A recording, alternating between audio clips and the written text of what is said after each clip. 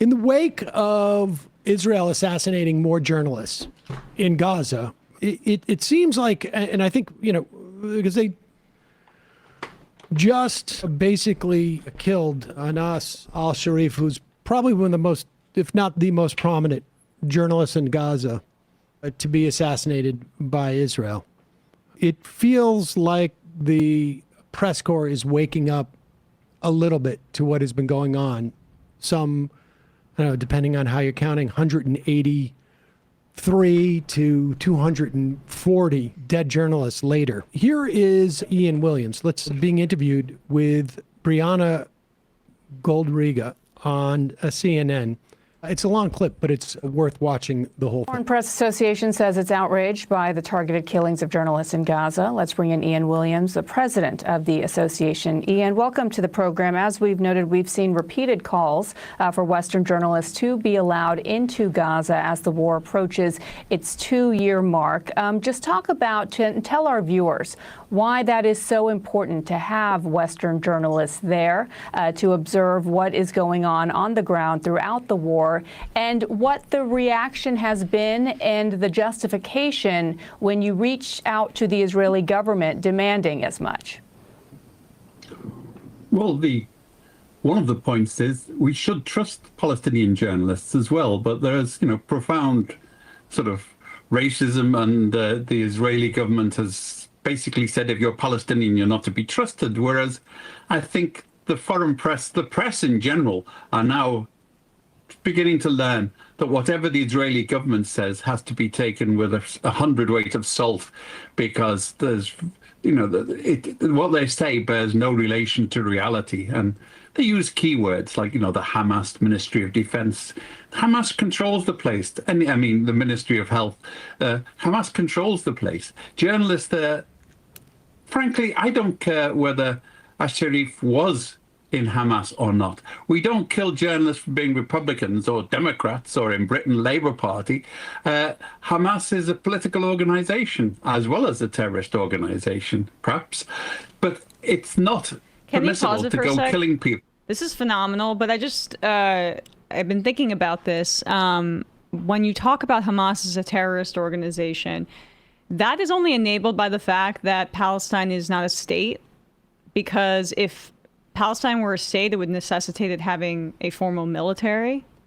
And Hamas runs the Gaza Strip because the Israeli government divided it from the West Bank and has been allowing Qatari money and other sources of funding to flow freely to Hamas, and admitted as such because they think that they are a better enemy that they can use to demonize the Palestinian people with. So the part of their manufacturing consent for this genocide is to continue calling Hamas purely a terrorist organization, in part, but that's due to the fact that Israel, because Palestinian doesn't have statehood, it doesn't have some of those formal systems that would allow for them to not completely demonize them. Right. I mean, the health ministry, at one point, the press was willing to accept the fact that, yes, the health ministry is set up under the auspices of Hamas. That doesn't make it a terrorist organization. It just means that as a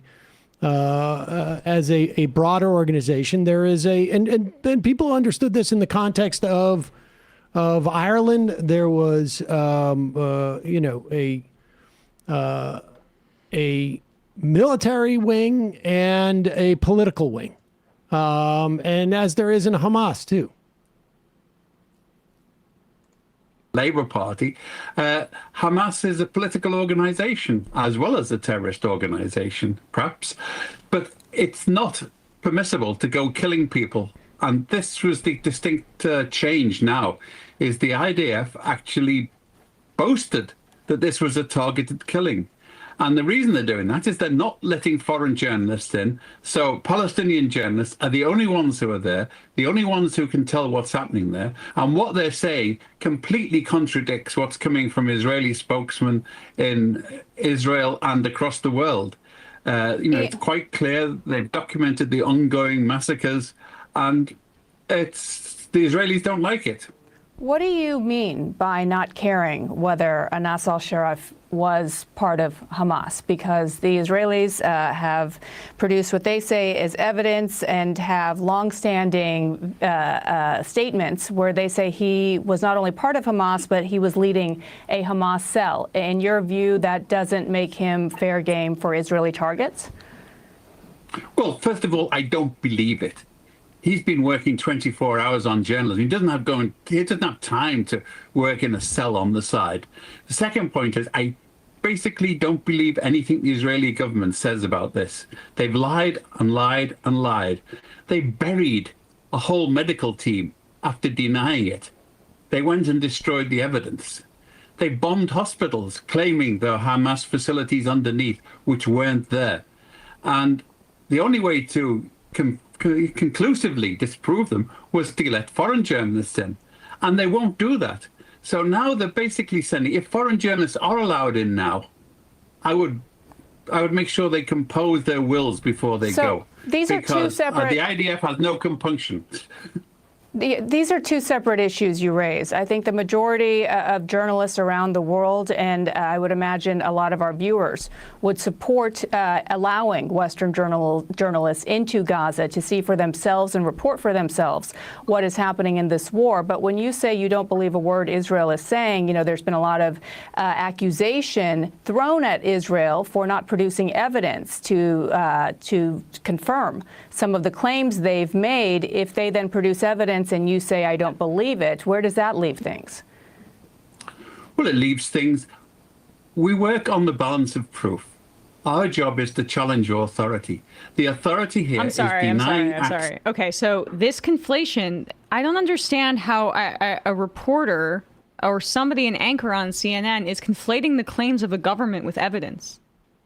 Did you hear that? There's been no evidence. There's no evidence. That should be journalism 101. I didn't go to journalism school, but I'm pretty sure you're not supposed to take the claims of a government and conflate that with evidence that has been supported and researched and looked into by journalists. That's the role of journalists. But also, like, the idea that they are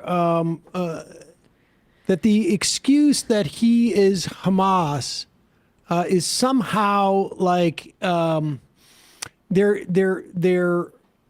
they're using the term Hamas as if it is like an ethnicity. Yeah. Because this guy literally is on camera at all hours of the day. And so the issue that he may be Hamas, like, what does that even mean? He has a card that says, I'm Hamas. It means that he knows people in Hamas. I mean, the implication is that he is a combatant. But it's quite clear that the guy has been reporting. And as if, like, well, he referred to himself as Hamas, and therefore he is a target. No, the guy is functioning as a reporter, period. It doesn't, like, what does it mean that he's Hamas? What is it that exactly he is supposedly doing? Like, letting combatants know where bombs fall in Gaza? He's reporting on it. Just went to her Wikipedia. Just throwing this out there. Oh, from 2025, the Jerusalem Post. Israeli news anchor Yonat Levy writes children's book on anti-Semitism with CNN's Biana Golo Dryga. That's her? Oh. Well, okay, so she just wrote a book about supposed anti-Semitism with an Israeli news anchor. God. To independent witnesses. Nobody else is allowed to go into Gaza. International organizations aren't allowed into Gaza. Journalists aren't allowed into Gaza. Reuters, AP, CNN, BBC are not allowed into Gaza. Now, what does that give a sort of more than a little hint that things are going on there that the Israeli government doesn't want you to know about or doesn't want you to witness?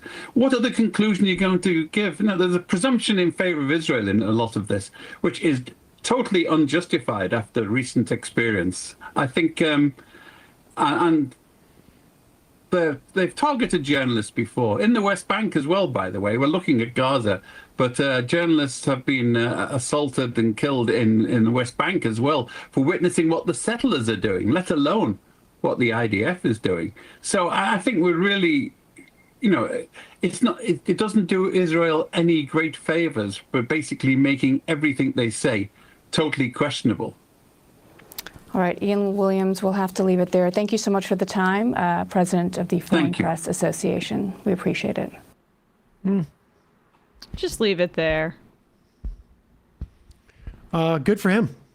I noticed he had a blood pressure machine behind him, and I'm sure she was not helping. Yeah, it Yes. is amazing, the conflation of evidence with claim. I love also just that was a satisfying moment to have that, like a British guy like that, an older British man say, the IDF has no compunction.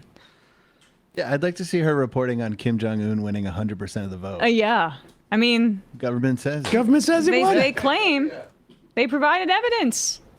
They gave his golf card to the press. Hey, folks, don't forget to hit the subscribe button and check out our daily show. We do it every day at 12 p.m. Eastern for about 2.5 hours. We even take phone calls. You should check that out.